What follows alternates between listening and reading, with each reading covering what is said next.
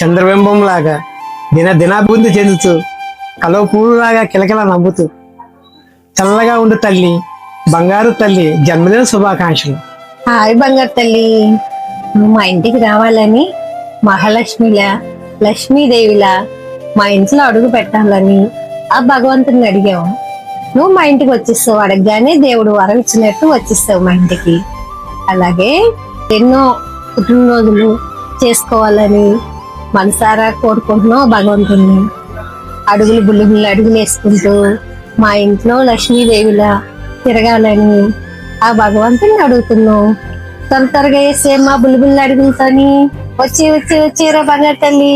Happy birthday to యూరా బంగారం. తన్విక, చందమామ, happy birthday తల్లికి తల్లు. నా చిట్టి తల్లి తన్వికకి హృదయపూర్వక జన్మదిన శుభాకాంక్షలు. నేను కడుపుతో ఉన్నప్పుడు చాలా మంది నీకు అబ్బాయి పుడతాడు అని అనేవారు.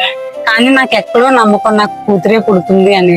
నిజంగా నువ్వు పుట్టి నా నమ్మకాన్ని నిజం చేశారో నా బంగారు తల్లి. నాకు నా కొడుకు వేదార్యం పుట్టినప్పుడు నా జీవితం అందంగా మారింది.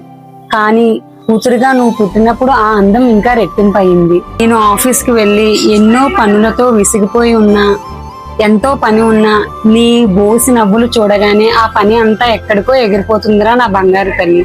మరొక్కసారి నా బంగారు తల్లికి పుట్టినరోజు శుభాకాంక్షలు. హాయ్ కన్నమ్మ, నిన్ను మొట్టమొదటిసారి నా చేతిలోకి తీసుకున్న క్షణాన్ని నేను ఎప్పటికీ మర్చిపోలేను. అదొక మధుర క్షణం. జనరల్గా ఏ కుటుంబంలో అయినా సరే మొదటి సంతానం కొడుకైనప్పుడు ఆబ్వియస్లీ రెండో సంతానం కూతురే కావాలనుకుంటారు. అలానే నేను కూడా చాలా కోరుకున్నాను. ఆ దేవుడు నా కోరికను మన్నించి నాకు ఒక బుల్లి బుచ్చి కన్నమ్మని వరంగా ప్రసాదించాడు. చెప్పాలంటే నువ్వు నా జీవితంలోకి వచ్చాక నేను ఒక సంపూర్ణమైన తండ్రిగా మారాను. నీ చిరునవ్వు చూడగానే నా రోజంతా వెలిగిపోతుంది. నీ నవ్వు వినగానే నా మనసు ప్రశాంతంగా మారిపోతుంది. నీ చిన్ని చిన్ని చేతులు నా వేళ్ళను తాకినప్పుడు ఈ ప్రపంచంలోనే అతి అందమైన అనుభూతి. కన్నమ్మ, నువ్వు ఎల్లప్పుడూ సంతోషంగా ఆరోగ్యంగా ఉండాలి.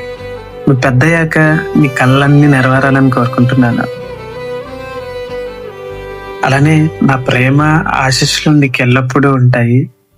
అది నేను స్పెసిఫిక్ గా చెప్పనవసరం లేదు. ఇట్లు ప్రేమతో నీ నాన్న.